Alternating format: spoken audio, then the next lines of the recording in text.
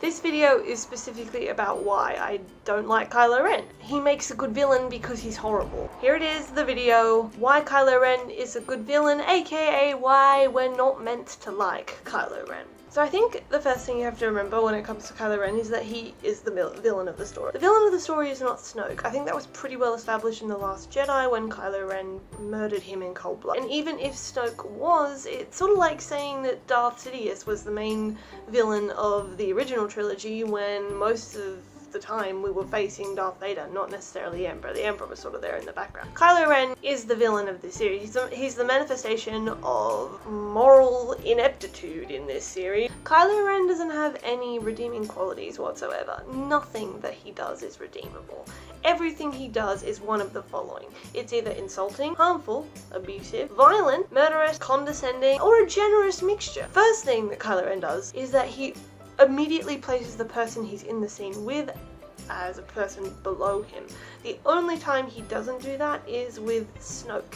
And of course, that doesn't last very long. The very first time we see him, he walks out of a ship with all his stormtroopers occupying this village, and the first thing he does is insult this old man, who's apparently known him for a very long time. We also see scenes with him and Poe Dameron in which he's torturing Poe, and we also see scenes with him and General Hux in which he does nothing but hurt Hux, either emotionally or physically. Pretty much the first thing he says to Han, Ben is gone, you know, he was weak and foolish like his father, placing Han as someone who is beneath him. Of course, that's what literally happens when he stabs him and he falls off the...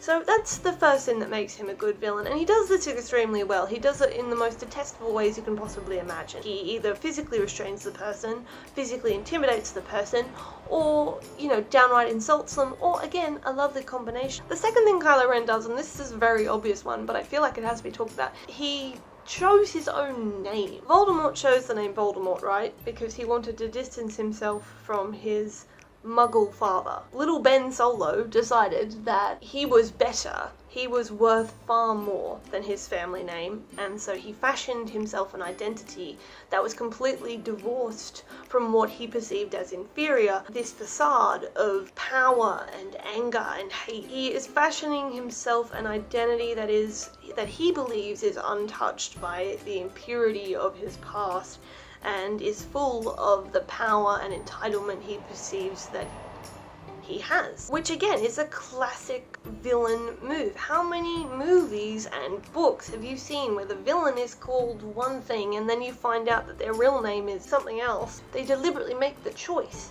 to build themselves and this image of complete villainy. So this brings me to my next point. What makes Kylo Ren a good villain and a horrible person is that he deliberately has made the choice to become a villain. At least with Anakin Skywalker, we know from the prequels that he turned to the dark side in an effort to protect his family.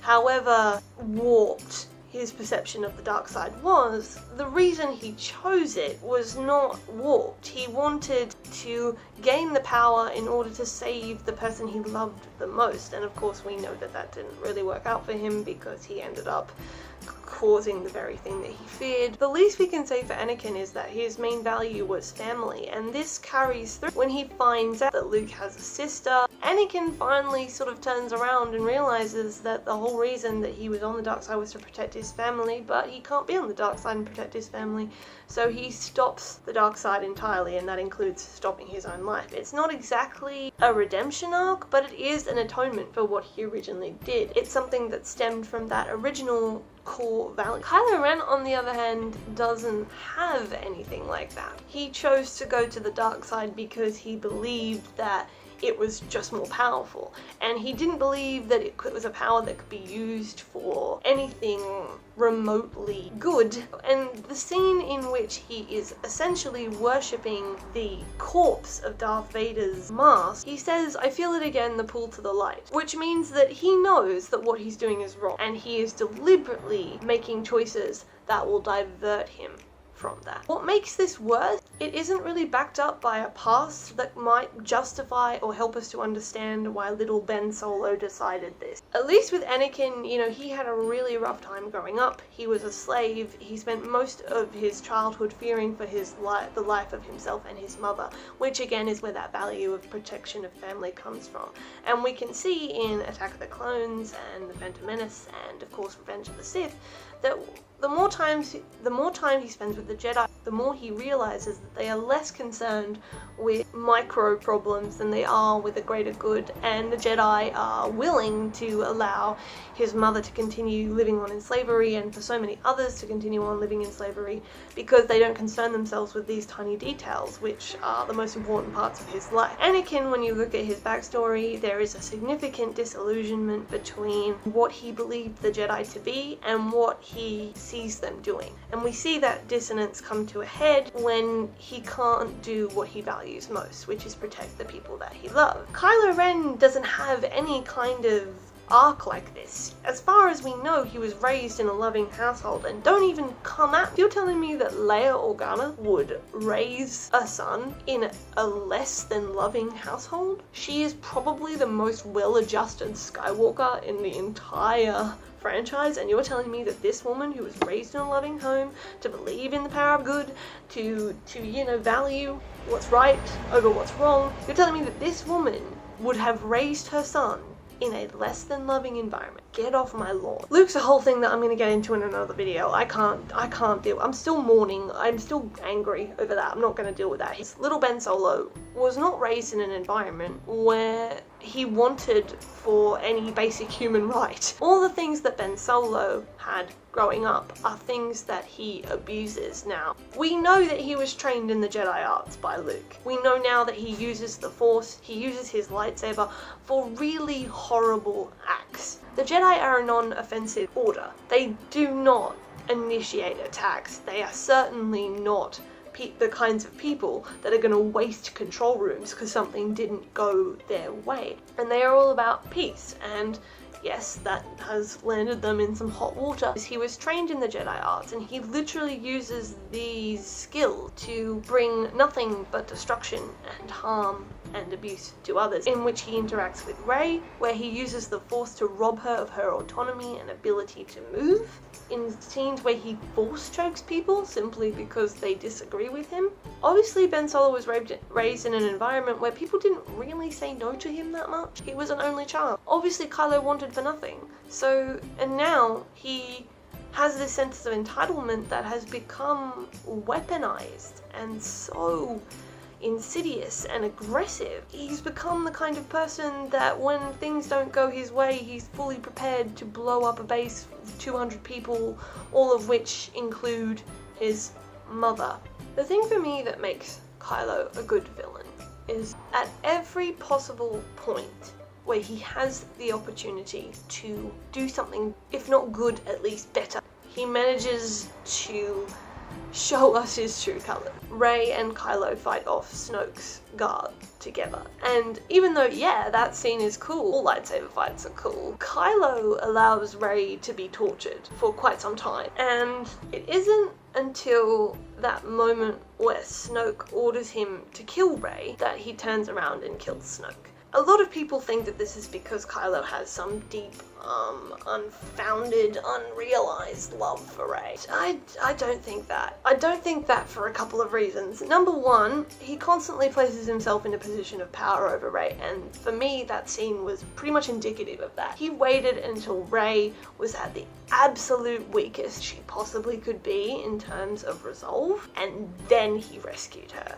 That says to me that he was looking for a way to make sure that he could have Rey on side if he killed Snoke, which means that he had to wait until she perceived Snoke as more evil than him. Which means he deliberately exploits that connection between them, deliberately exploits Rey's empathy and her compassion, and also her desire to find out who her family is. As soon as Rey sort of says, well, we can help the rebel base, and yeah, you should help me, as soon as she suggests that, which is the good decision, Kylo immediately tries to cut that off. He thinks, She wants me to help her save her friends. So if I make her believe she has no friends, she'll stay on my side. So the next thing he does is essentially say that she is an unlovable piece of shit, but not to him. Like, what a dreamboat. Ugh.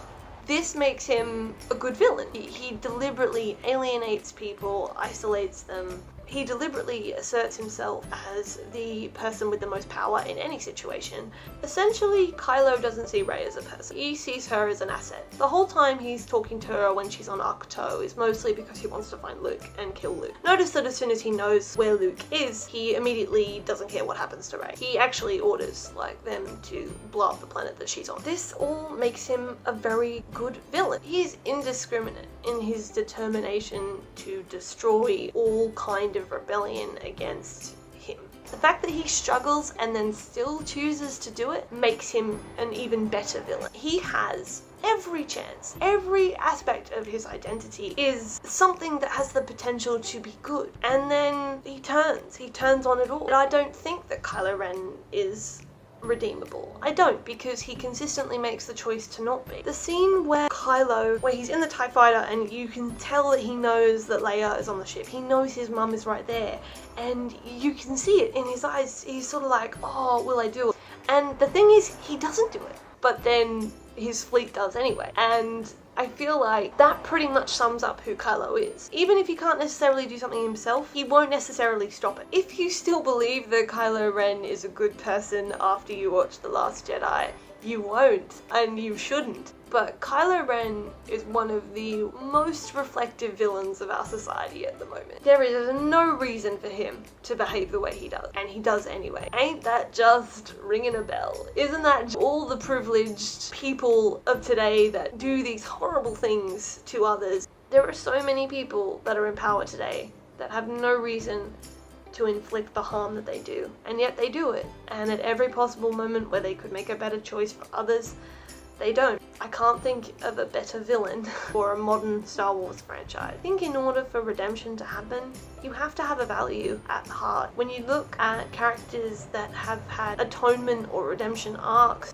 they still aren't entirely evil people. Their choices to be evil are not made solely for that reason. They are made out of a value of honor, say for Prince Zuko, or protection of loved ones. But Kylo clearly doesn't have anything. That's why Kylo's a good villain, and that's why I hate him. Because you're meant to hate good villains. Anyway, that's my rant about Kylo Ren. I hope that you all are having good New Year's. I've set a goal to read 70 books, a third of which I'm trying to make sure are own voices of some kind.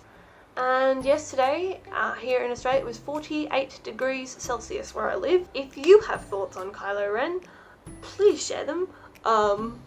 And yeah, thanks guys, bye.